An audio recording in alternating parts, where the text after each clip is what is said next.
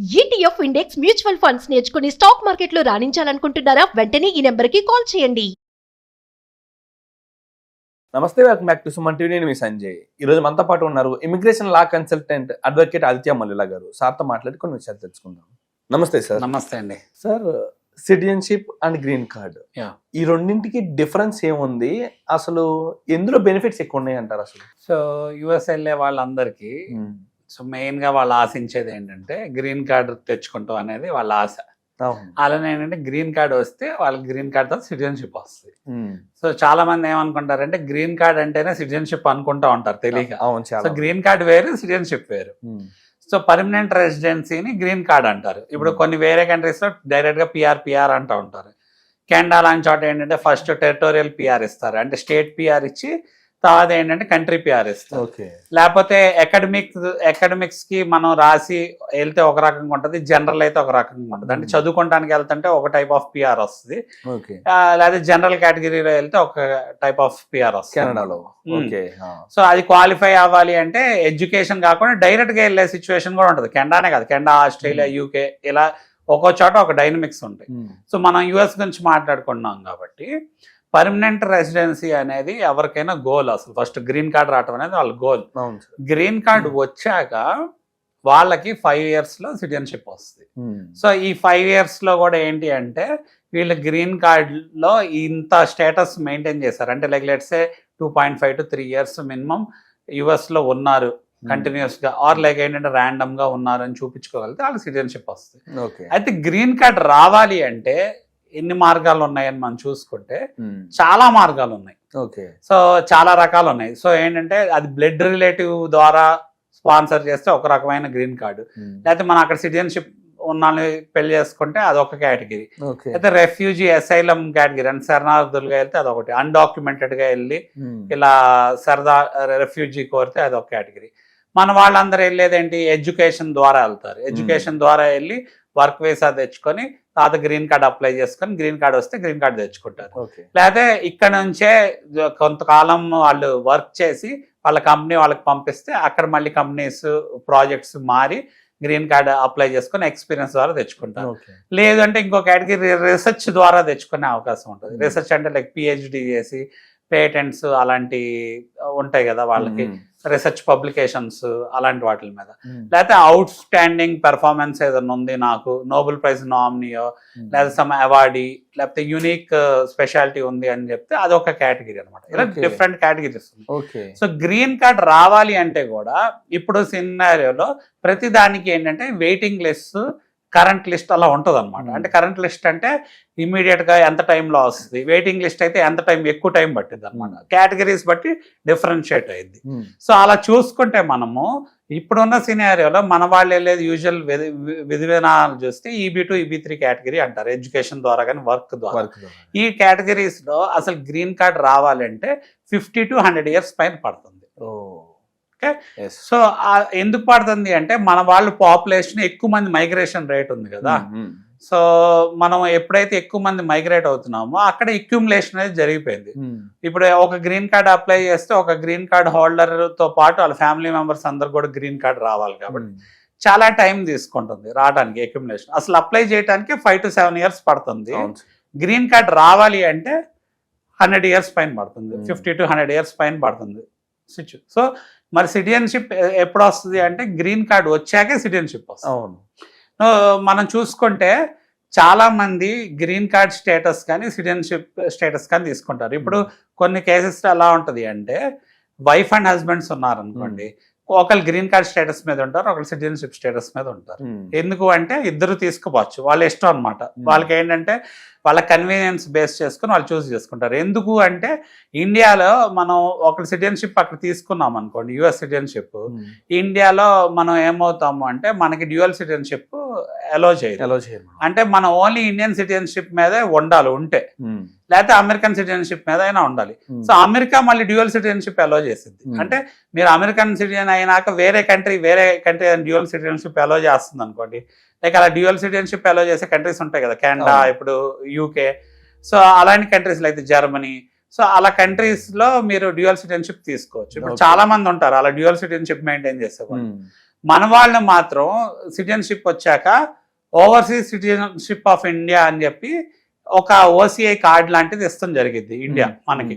అది అప్లై చేసుకుంటే దానివల్ల అడ్వాంటేజ్ ఏంటంటే మనకి ట్రావెల్ కి సపరేట్, ఇప్పుడు మీరు వేరే సిటిజన్ మన కంట్రీకి వస్తున్నాడు అనుకోండి, మ్యాండేటరీగా వీసా స్టాంపింగ్ వేసుకొని రావాలి.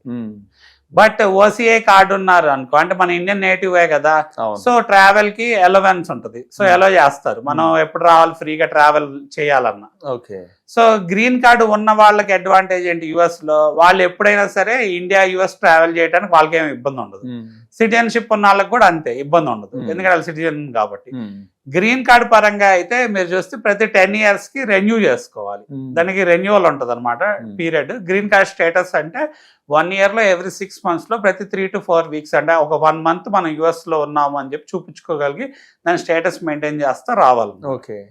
సో అప్పుడు ఏంటంటే మనకి ట్రావెల్ బెనిఫిట్స్ ఉంటాయి. మనం EB5 వీసాలో కూడా చూసుకున్నా, సో ఈ గ్రీన్ కార్డ్ చాలా ఫాస్ట్గా వస్తుంది. ఇప్పుడు 50 to 100 years పడుతుంది కాబట్టి చాలా ఫాస్ట్గా వస్తుంది. EB5 వీసాలో అయితే నెక్స్ట్ 6 months లోనే ట్రావెల్ పర్మిట్స్ వచ్చేస్తున్నాయని మాట్లాడుకున్నాం. 1.5 year లో conditional green card, 4 to 5 years లో permanent resident green card, 7 to 8 years లో సిటిజన్షిప్ వస్తుందని మాట్లాడుకున్నాం. సో ఫాస్ట్గా వస్తుంది. అప్పుడు అడ్వాంటేజ్ ఏంటి అంటే గ్రీన్ కార్డ్ హోల్డర్ కి ఓటింగ్ రైట్స్ ఉండవు, సిటిజన్ కి ఓటింగ్ రైట్స్ ఉంటాయి. సో అలానే ఇప్పుడు పొలిటికల్ గా మీరు కంపీట్ చేయాలనుకోండి, మరి సిటిజన్ అయితే వాళ్ళకి పొలిటికల్ గా ఏదన్నా పొలిటికల్ రోల్స్ కంపీట్ చేయడానికి వాటికి ఉంటుంది అలో సిటిజన్స్ కి. సో అలానే కొన్ని గవర్నమెంట్ ఫెడరల్ కి రిలేటెడ్ కొన్ని గవర్నమెంట్ ఏజెన్సీలో పనిచేయాలంటే మ్యాండేటరీగా సిటిజన్ కానీ గ్రీన్ కార్డ్ హోల్డర్ కానీ అయి ఉండాలి, లేకపోతే అలో చేయవు. అలానే టాక్సేషన్ రూల్స్ పరంగా వాటి పరంగా చూసుకుంటే ఎన్ఆర్ఐస్ కేటగిరీ కిందకి వచ్చేస్తారు కాబట్టి, ఎన్ఆర్ఐ అంటే 183 days ఎవరైతే అవుట్ సైడ్ ఆఫ్ ద మన ఇండియా ఉన్నారో వాళ్ళందరికీ ఏంటంటే సపరేట్ అకౌంట్స్ అవన్నీ మెయింటైన్ చేయాలి, టాక్సేషన్ పరంగా కానీ మనీ దీని పరంగా కానీ. దానికి ఏంటంటే ఎన్ఆర్ఐస్ కి ఎన్ఆర్ఐ అకౌంట్స్ చూసుకుంటే ఎన్ఆర్ఈ ఎన్ఆర్ఓ అకౌంట్స్ ఇలా ఉంటాయి అన్నమాట. అలానే బిజినెస్ చేయాలనుకున్న వాళ్ళకి మళ్ళీ separate foreign related transaction accounts ఉంటాయి. ఆ అకౌంట్స్ ఓపెన్ చేసుకొని దానికి రిలేటెడ్ లీగాలిటీగా ట్యాక్స్ కి రిలేటెడ్ ఫైలింగ్ అని చేసుకోవచ్చు. సో అంటే డబ్బులు మనం యుఎస్ నుంచి ఇండియాకి, యుఎస్ లో ఎర్న్ చేసినవి ఇండియాకి తీసుకురావాలన్నా, లేకపోతే ఇండియాలో ఎర్న్ చేస్తున్నాయి ఏ అకౌంట్ లో పడాలి అని కూడా క్లాసిఫికేషన్ ఉంటుంది. ప్లస్ మళ్ళీ ఇండియా నుంచి మనం యుఎస్ తీసుకెళ్లాలన్నా దానికి లిమిటేషన్స్ ఉంటాయి. రీపాట్రియేషన్ అమౌంట్ అంటారు, లేకపోతే గిఫ్ట్ ద్వారా వచ్చిన అమౌంట్ అంటారు. అలానే వీళ్ళు ఫార్మ్ ల్యాండ్స్, అగ్రికల్చర్ ప్లాట్స్ కొనాలనుకోండి కొంచెం ఇబ్బంది ఉంటుంది అనమాట. వాళ్ళకి ఏంటంటే దానికి లీగాలిటీస్ ఉంటాయి, ఆర్బీఐ గైడ్ లైన్స్ ప్రకారం పర్మిషన్స్ తెచ్చుకొని కొనాలి. లేకపోతే మామూలు కమర్షియల్ మన ఇండియాలో అంటున్నారా? ఇండియాలో నేను ఎందుకంటే వాళ్ళు ఎన్ఆర్ఐ స్టేటస్ కింద క్లాసిఫై అయిపోతారు కాబట్టి.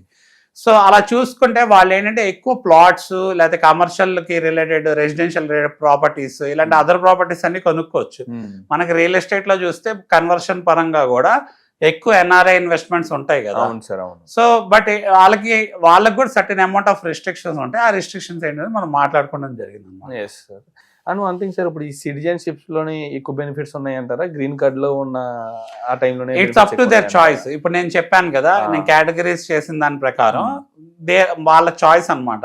ఇప్పుడు గ్రీన్ కార్డ్ హోల్డర్ కనుక మనం అయితే చాలా బెనిఫిట్స్ వస్తాయి, ఫ్యామిలీ బెనిఫిట్స్ వస్తాయి, ఎడ్యుకేషనల్ బెనిఫిట్స్ వస్తున్నాయి, అలానే కొన్నిసార్లు ఏంటంటే మెడికల్ బెనిఫిట్స్ వస్తాయి.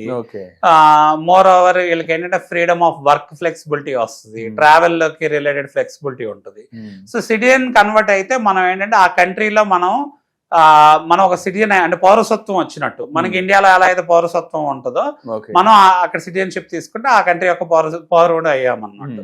అంటే ఎవరన్నా ఇండియన్ సిటిజన్షిప్ వద్దు అనుకుంటే వాళ్ళకి యుఎస్ పాస్పోర్ట్ వచ్చింది అనుకోండి, యుఎస్ పాస్పోర్ట్ మీద డిఫరెంట్ కంట్రీస్ వరల్డ్ వైడ్ చూసుకుంటే డిఫరెంట్ ట్రీటీస్ ఉంటాయి కాబట్టి కంట్రీస్ తో డిఫరెంట్ కంట్రీ వాళ్ళు ట్రావెల్ చేయాలనుకున్నప్పుడు వాళ్ళకి డిఫరెంట్ ఎలిజిబిలిటీ ఉంటుంది.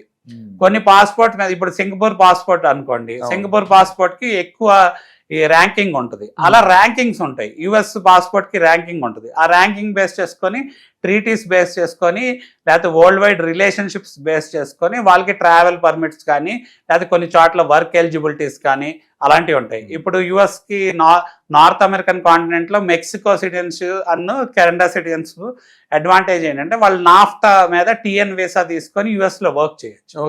అలా డిఫరెంట్ క్లాసిఫికేషన్స్ ఉంటాయి. సో అది పర్సనల్ చాయిస్ అన్నమాట. ఎవరు ఏ రూట్ తీసుకుంటారు. Absolutely sir. And one thing ఇంకొక చిన్న డౌట్ ఉండిపోయింది సార్, అసలు ఈ గ్రీన్ కార్డ్ అనేది రాకుండా డైరెక్ట్ గా సిటిజన్షిప్ వచ్చే అవకాశం ఏం లేదంటారా, ఒక బర్త్ రైట్ సిటిజన్షిప్ తప్పితే? సో బర్త్ రైట్ సిటిజన్షిప్ లో మనం అక్కడ డైరెక్ట్ గా పుడితే డైరెక్ట్ సిటిజన్షిప్ వస్తుంది కదా. Okay. అదే ఒక విధానం అన్నమాట. ఆ విధానం ద్వారా అయితే మనం బర్త్ బై న్యాచురలైజేషన్ ద్వారా సిటిజన్ అవుతున్నాం. వితౌట్ గ్రీన్ కార్డ్ లేకపోతే గ్రీన్ కార్డ్ స్టేజెస్ ద్వారా వెళ్లాల్సిందే యూజువల్ గా. ఎందుకు అంటే ఒక సిస్టమ్ పెట్టుకుంది అమెరికా, స్టేజెస్ వైజ్ లో వాళ్ళు ఏంటంటే సిటిజన్షిప్ ఇవ్వాలి అని. అంటే మీరు ఏంటంటే ఫస్ట్ అక్కడ వ్యాలిడ్ వర్క్ వీసా మీద ఉంటాం, తర్వాత మీకు ఏంటంటే గ్రీన్ కార్డ్ స్పాన్సర్షిప్ జరగటం, లేకపోతే గ్రీన్ కార్డు నేను చెప్పా కదా ఇందాక డిఫరెంట్ కేటగిరీస్ లాగా ఏ కేటగిరీ ద్వారా మీరు ఫైల్ చేస్తున్నారు గ్రీన్ కార్డ్ అని దాన్ని బట్టి ఉంటుంది. సో ఈ స్టేజెస్ దాటినాక మనకు సిటిజన్షిప్ వస్తుంది అనమాట. Thank you sir, thank you very much sir. ఇంకా మరింత అవేర్నెస్ కల్పించే ప్రోగ్రామ్స్ ఇంకా ఎన్నో చేసుకుందాం సార్. షూర్, నమస్తే. Thank you.